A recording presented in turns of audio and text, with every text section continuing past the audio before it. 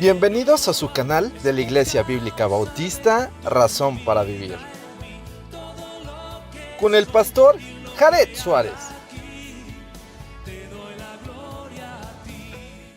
Vamos a orar, hermanos. Bendito Padre Celestial, gracias por tu palabra, porque tu palabra nos guía, nos exhorta, nos enseña.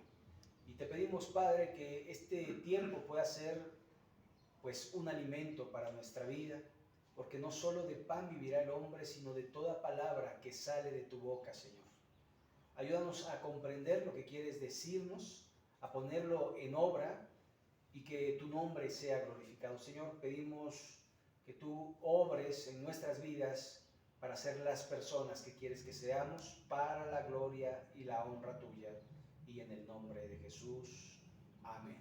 Amén. Muy bien, pues vamos a analizar el texto. Vamos a ver el capítulo 18 de Mateo. Y pues vamos a ver enseñanzas de vida, cosas que se pueden poner en práctica a cada momento. Y dice el verso 1, en aquel tiempo los discípulos vinieron a Jesús diciendo, ¿quién es el mayor del reino de los cielos? Ellos seguramente esperaban que nombrase a uno de los 12, que iba a ser el mandamás allá en el reino de los cielos. Pero el Señor Jesucristo les va a hacer ver y les va a hacer entender que no es como ellos piensan. Porque el verso 2 dice, llamando Jesús a un niño, lo puso en medio de ellos y dijo, de cierto os digo, si no os volvéis y os hacéis como niños, no entraréis en el reino de los cielos. Y aquí va a hablar de la humildad de un niño, porque si usted a un niño le promete algo, el niño le va a creer. Si usted le dice, si te portas bien la próxima semana, te traigo una paleta payaso. ¿Sabe qué va a hacer el niño la siguiente semana? ¿Dónde está mi paleta? Me porté bien. Y no podemos defraudarle, porque debemos cumplirle a los niños lo que prometemos. Y de alguna forma el niño está moldeable y está lleno de fe porque cree a los adultos. Sin embargo, los mayores ya somos mucho más desconfiados. Ya tratamos de ver si verdaderamente la persona va a cumplir o no con su palabra. Estamos viviendo en tiempos donde se dice papelito habla y todo se tiene que firmar y todo tiene que tener un antecedente porque uno tiene que protegerse, porque hay muchas personas que defraudan, muchas personas que no cumplen, pero entre los cristianos no debe ser así. Debemos ser hombres y mujeres de palabra. Por eso el Señor Jesucristo, recuerdan, había dicho, vuestro sí sea sí y vuestro no sea no. Así que de alguna forma el Señor Jesucristo está diciendo, crean en Dios, porque Dios todo lo puede. Y humíllense delante de Dios como un niño que verdaderamente es humilde en toda su expresión. Así que cualquiera que se humille como este niño, ese es mayor en el reino de los cielos. Y algo que está diciendo aquí el Señor Jesucristo es, no busques el primer lugar, no busques el primer asiento, no busques ser nombrado el mayor. Lo que nosotros como creyentes tenemos que buscar siempre la gloria de Dios, que Cristo sea el mayor, que Él sea de alguna forma el primero y el último. A Él sea la gloria, dice la Escritura, y nosotros también debemos de decirlo, a Él sea la gloria. Verso 5, y cualquiera que reciba en mi nombre a un niño como a este, a mí me recibe. Y bueno, esto se aplica en el sentido que todo lo que hagáis, hacedlo para el Señor. Entonces, cuando uno recibe a un niño, es un ejemplo, pero cuando uno hace un trabajo, cuando hace una actividad, cuando hace algo, debemos hacerlo como para el Señor y no para los hombres. De eso se trata, de alguna forma, siempre buscando la gloria de Dios y haciendo las cosas para Dios. Verso 6. Y cualquiera que haga tropezar a alguno de estos pequeños que creen en mí, mejor le fuera que se colgase al cuello una piedra de molino de asno y que se le hundiese en lo profundo del mar. Y entonces está diciendo, ahora, no solamente a los niños, sino habla de pequeños, recién convertidos. Y sabe que los recién convertidos son los más vulnerables y que pueden llegar lobos vestidos de ovejas y perderlos. Y ahí tenemos, ¿verdad?, a mucha gente que pierde a la gente que cree en Jesús o que quiere creer en Jesús, ¿verdad? Entonces le dicen, cree en el Señor Jesucristo, la gente cree y después le dice, creíste, pues ahora da. Y empiezan a hacer mercadería con el hermano. Y quieren que el hermano, ¿verdad?, les esté dando y empiezan ahora sí que a sangrar a la vaca tratando de sacarle la leche lo más que se pueda. Y eso no es correcto. No debe ser.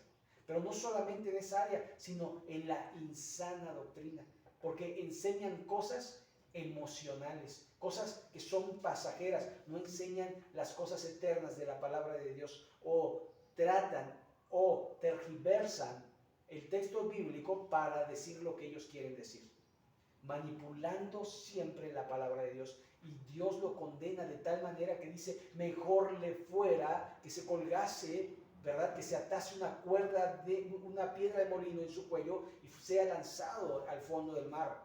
¿Sabe? Una piedra de molino es una piedra que puede medir hasta 300 kilogramos, dependiendo del tamaño del molino, ¿verdad? Y de alguna forma, pues nunca iba a salir de ese lugar, se iba a morir prácticamente. Pero el Señor lo hace de esta manera para ver qué tan grave es hacer tropezar a los recién convertidos. Así que cuando uno sabe de una iglesia, de un pastor, de una congregación, de una religión que está haciendo tropezar a aquellos que quieren creer en Jesús, vaya condenación que van a tener delante de Dios. Porque Dios no puede ser burlado. Y el Señor quiere que nosotros hagamos siempre lo correcto delante de Él. Verso 7, cambia el giro y dice, ay del mundo por los tropiezos, porque es necesario que vengan tropiezos, pero hay de aquel por quien viene el tropiezo. Es decir, el mundo sí hace tropiezos, los tropiezos son necesarios, pero que no seamos nosotros, porque hay de aquel que hace tropezar al hermano, hay de aquel que lo desvía del camino. No, mira, no es necesario que vayas a la iglesia, quédate en tu casa, ahí puedes leer, ahí puedes, tropiezo. No, hermano, mira, no es necesario que leas la Biblia, no seas tan mocho, no seas tan fanático, tropiezo.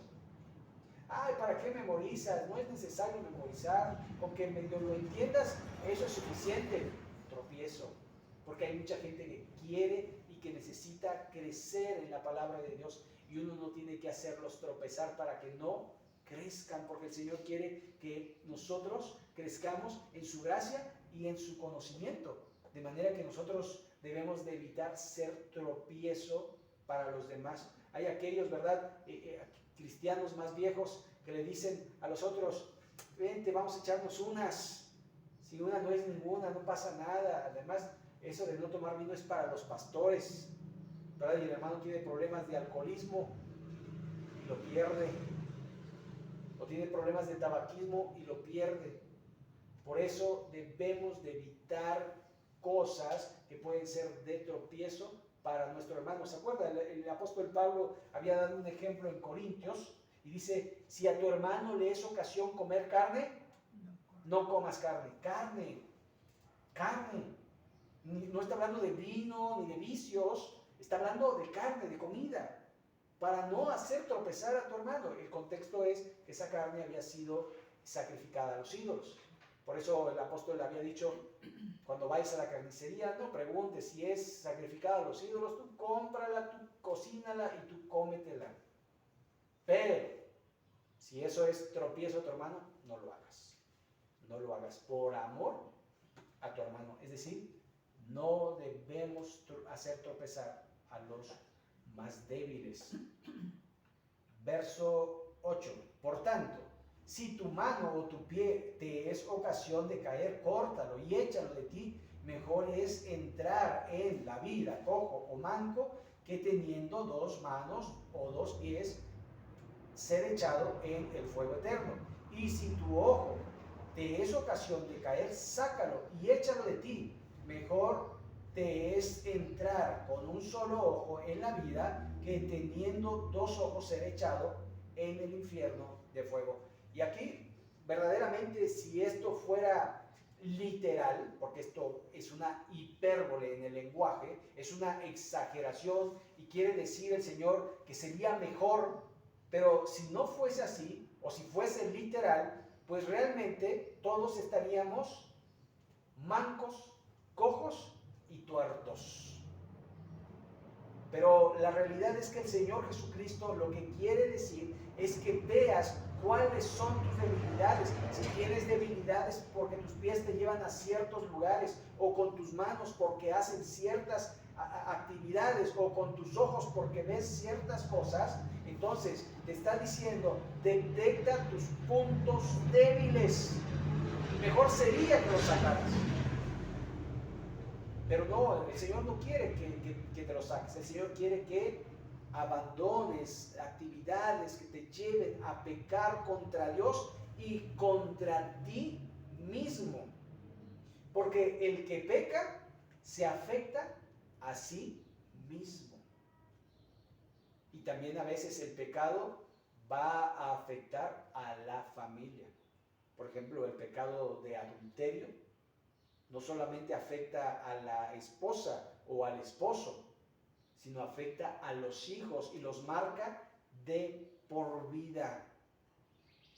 Así que no solamente es un pecado que comete contra él, porque dice, el que comete adulterio es falto de entendimiento, y el que comete adulterio, Dios está enojado contra él. Pero no solamente afecta a esa persona, sino afecta a sus siguientes generaciones.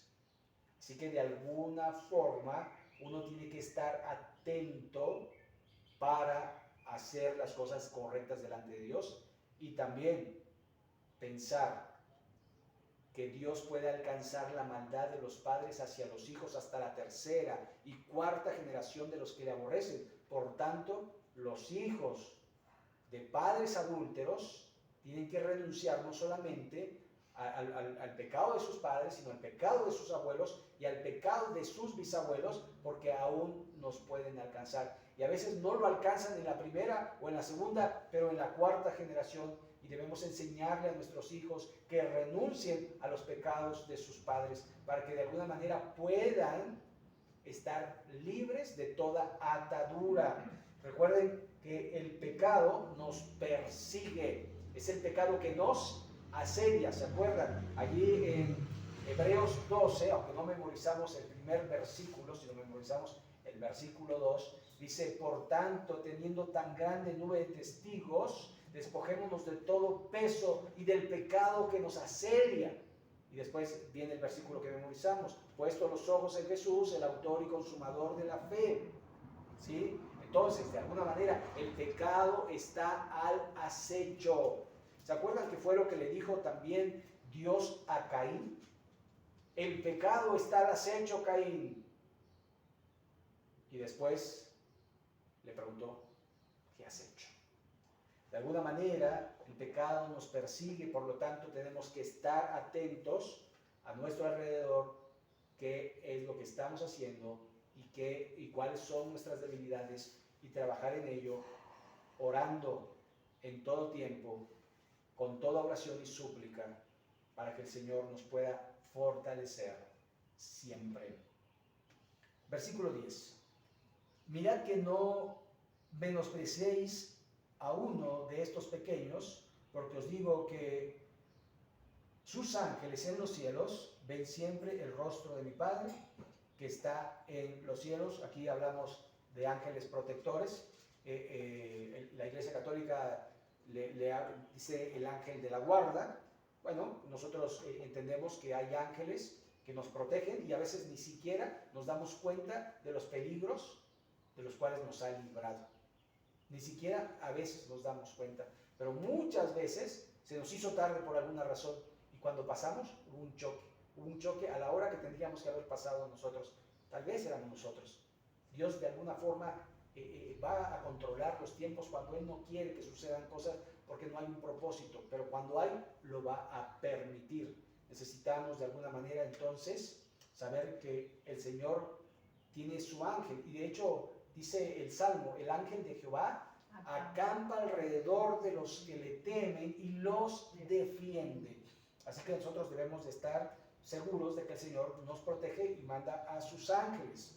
Verso 11. Porque el Hijo del Hombre ha venido para salvar lo que se había perdido. Cuando habla de estos pequeños, que no los menospreciéis, otra vez vienen a los recién convertidos, otra vez a aquellos que a veces menospreciamos. Hay gente, ¿verdad? En las iglesias, todos, en algún momento, todos fuimos ignorantes. No sabíamos.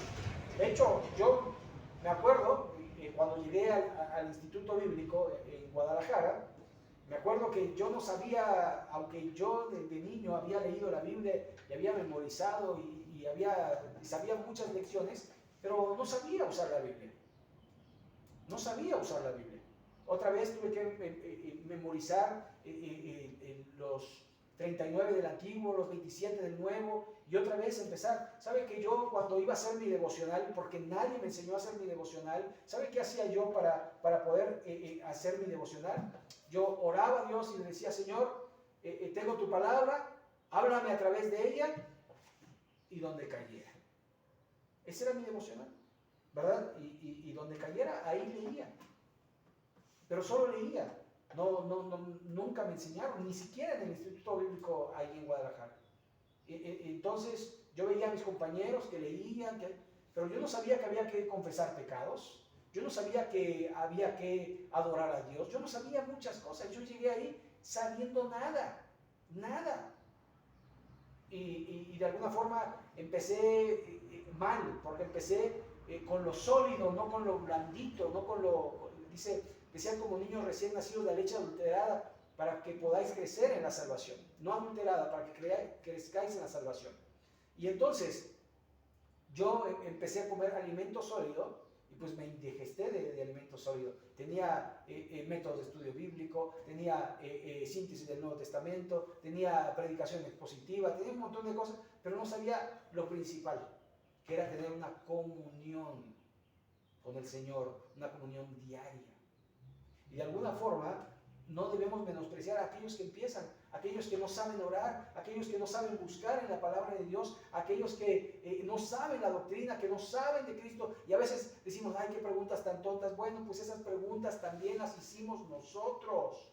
Y debemos de ser pacientes y enseñar, porque es una gran oportunidad de que si tenemos a una persona que no sabe nada, pues enseñarle los primeros pasos en la vida cristiana, porque es un bebé recién nacido, es un recién nacido, ¿verdad? De Dios, nueva criatura es, dice 2 Corintios 5, 17.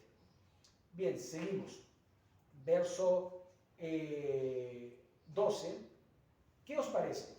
Si un hombre tiene 100 ovejas y se descarría una de ellas, ¿no deja las 99 y vuelve y va a los montes a buscar la que se había descarriado? Y si acontece que la encuentra, de cierto os digo, que se regocija más por aquella que por las 99 que no se han descarriado. Así, no es la voluntad de vuestro Padre que está en los cielos que se pierda uno de estos pequeños. ¿Sabe? En la vida tenemos ovejas descarriadas. Yo me acuerdo, hay un canto, no sé si usted lo ha oído, pero se llama 100 ovejas. Y habla de este texto. Eran 100 ovejas que había en el rebaño. Y dice que el pastor, yo me acuerdo de niño que oía este corito y me gustaba mucho. Yo me identificaba con la oveja perdida, ¿verdad? Con aquella oveja que iban a buscar para salvarla, ¿verdad? Y de alguna manera creo yo que hay muchas ovejitas, ¿verdad?, que estaban en la verdad, pero por alguna razón se extraviaron. Pero son ovejas del redil, del pastor. Dice que el Señor da su vida por sus ovejas. Y de alguna forma las va a buscar. El Señor va y quiere a las descarriadas. No como nosotros, ya pecó, ya ni le hablen. ¿Verdad? Yo recuerdo, a través de mi vida cristiana, cuando un hermano pecaba en la iglesia, los hermanos le hacían el fuchi. No lo querían ver, no lo querían saludar y no le querían hablar. Y algunos hasta lo señalaban y le decían, tú no eres cristiano por ese pecado que cometiste, ni deberías venir a la iglesia, la contaminas. Imagínense. Pero si el que esté libre de pecado tire la primera piedra, ¿sabe? Todos nosotros hemos de reconocer que pecamos. Y que si bien no nos hemos descarriado, hemos tenido que ir con el Padre a decirle, Señor, perdona mis pecados. Así que no debemos de señalar, porque el Señor ama a esa oveja. Y nosotros debemos de amar a esa oveja.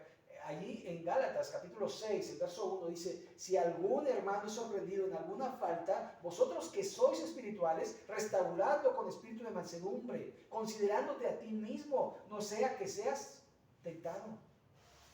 Así que también el Señor había dicho, con la vara que midas, serás medido, y como juzgues, también serás juzgado. Así que lo mejor es tratar a la gente como queremos ser tratados. ¿Cómo te gustaría ser tratado si te desviaras? ¿Con menosprecio? ¿Con alejamiento?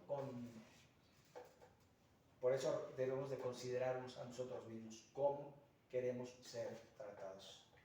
Verso 15. Por tanto, si tu hermano peca contra ti, repréndele estando tú y él solos. Si te oyere, has ganado a tu hermano. Y esto es el proceso dentro de la congregación. Si tu hermano pecare contra ti, no vayas y hagas un escándalo. Confronta a tu hermano estando él y tú solos. Hermano, mira lo que hiciste, lo que dijiste, etcétera, etcétera. Quiero arreglarlo. Quiero que te disculpes conmigo, porque pecó contra ti. Si lo hace, porque a lo mejor lo hizo por ignorancia, lo hizo sin darse cuenta, o lo hizo sabiendo y recapacita y dice, sí, perdóname, entonces has ganado a tu hermano.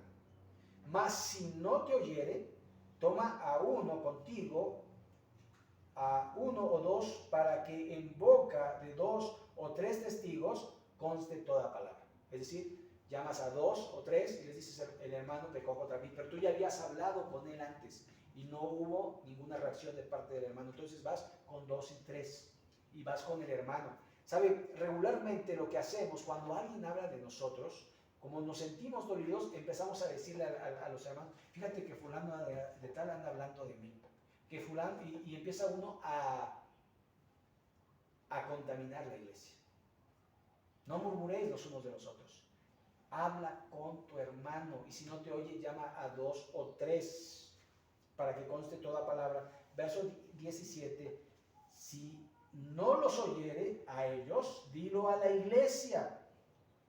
Es decir, primero voy yo, después voy con 2 o 3, después voy a la iglesia, y si no oyera a la iglesia, entonces dice, tenle por gentil y publicano, tenle como un inconverso.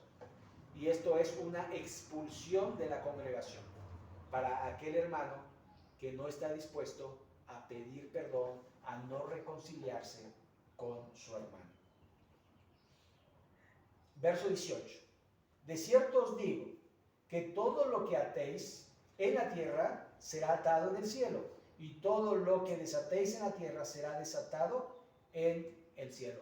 Y aquí le podríamos cambiar la palabra para poder entenderla.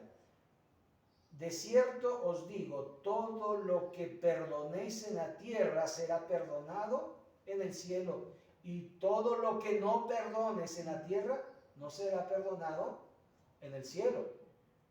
Otra vez os digo que si 2 de vosotros se pusieren de acuerdo en la tierra acerca de cualquier cosa que pidieren, les será hecho por mi Padre, para que mi Padre que está en los cielos, porque donde están 2 o 3 congregados en mi nombre, allí estoy yo en medio de ellos. Y esta es una promesa que nosotros tomamos cuando estamos congregados, y aunque seamos poquitos, la presencia de nuestro Dios siempre está con nosotros. Seamos 2 o 3, Él va a estar con nosotros y Él nos va a guiar, y Él nos va a proveer, y Él nos va a sustentar siempre. Debemos de saberlo. Él tiene un propósito, ¿verdad? Podríamos decir que estamos en el tiempo de las vacas flacas, pero el Señor proveerá, el Señor va a dar el crecimiento cuando Él de alguna manera nos lo muestre, nos los indique. Ahora, este texto que había dicho que pudiéramos cambiar la palabra de atar, desatar, viene en la siguiente sección. Entonces, se le acercó Pedro y le dijo: Señor, ¿cuántas veces perdonaré a mi hermano que peca contra mí? ¿Hasta 7? ¿Sabe? El apóstol Pedro se quiso ver muy generoso y decir: estoy dispuesto a perdonar hasta 7 veces la misma ofensa. Y el Señor Jesucristo le responde de una manera inesperada. Jesús le dijo: no te digo hasta 7, sino hasta 70 veces 7. Es decir, es un perdón permanente. 490, si hacemos 7 por 7 por 7 por 7 por 7, 7 veces por 7, nos da 490. Así que el Señor Jesucristo quiere que nosotros perdonemos ilimitadamente. ¿Sabe? Esta es una palabra que en nuestros tiempos se usa, sobre todo en la telefonía. Ilimitado. Megas ilimitados, llamadas ilimitadas. Y la gente quiere eso y paga por eso. Pero nosotros tenemos perdón ilimitado. Algo que nadie puede comprar, porque no se paga con un precio, sino que Dios nos da el poder para perdonar. De alguna manera necesitamos saber que lo que nos hagan a nosotros se lo hacen a Cristo, y lo que nosotros no perdonemos, tampoco nuestro Padre Celestial nos perdonará. Verso 23, por lo cual el reino de los cielos es semejante a un rey que quiso hacer cuentas con sus siervos, y comenzando a hacer cuentas, le fue presentado uno que le debía 10,000 talentos. 10,000 talentos. ¿Sabe que un talento son 21 kilos más de plata? Así que 10,000 por 21, tendríamos los miles de kilos de plata que le debía este señor.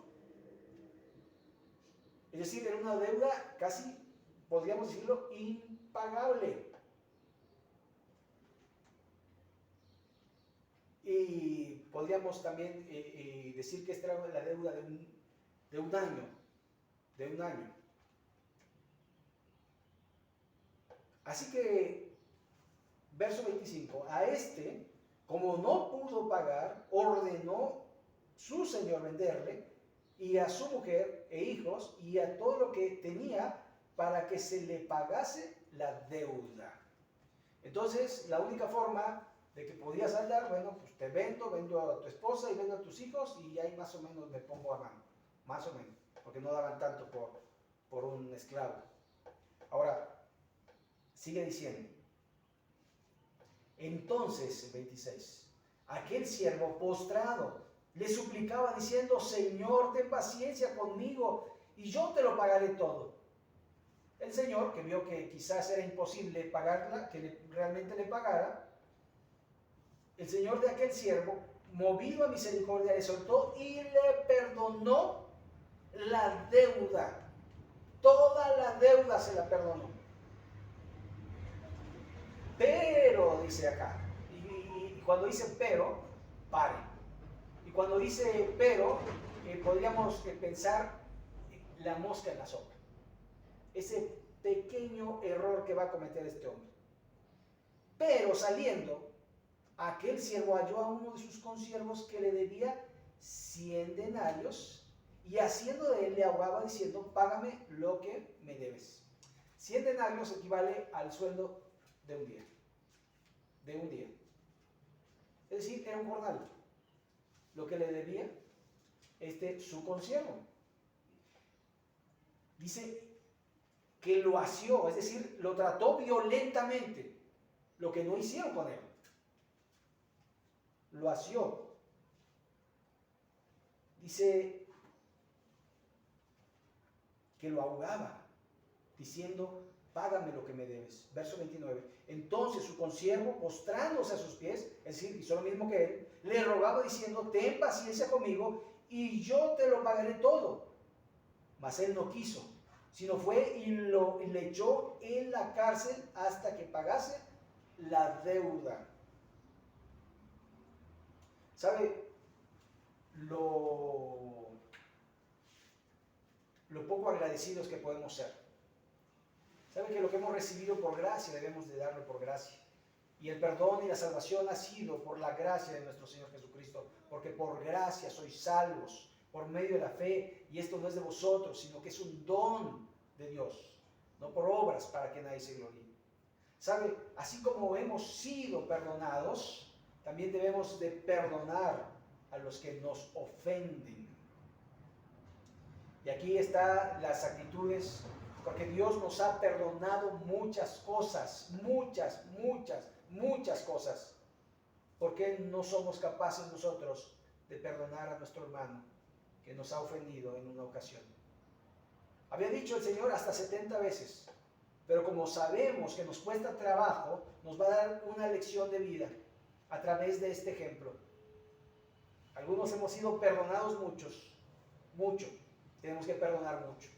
Algunos hemos sido perdonados poco, pero por ello también tenemos que perdonar a los que nos ofenden.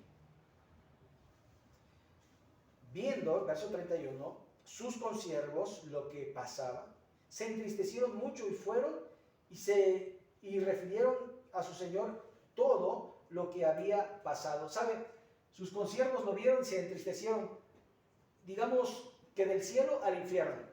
Porque seguramente cuando salió dijo, me perdonó todo, la deuda de un año, le debía un dineral y me lo perdonó todo. Y todos de verdad, sí, bravo, han de haber celebrado con él. Pero dice que saliendo fue y paz. Se encontró a un consiervo y lo asió del cuello y lo ahogaba y le decía, págame. Y lo metió a la cárcel. Y entonces sus consiervos fueron y lo acusaron. Verso 32. Entonces, llamándole ese señor, le dijo, siervo malvado, toda aquella deuda te perdoné porque me rogaste. ¿No debías tú también tener misericordia de tu consiervo como yo tuve misericordia de ti? Entonces su señor, enojado, le entregó a los verdugos hasta que pagase todo lo que debía. ¿Sabe?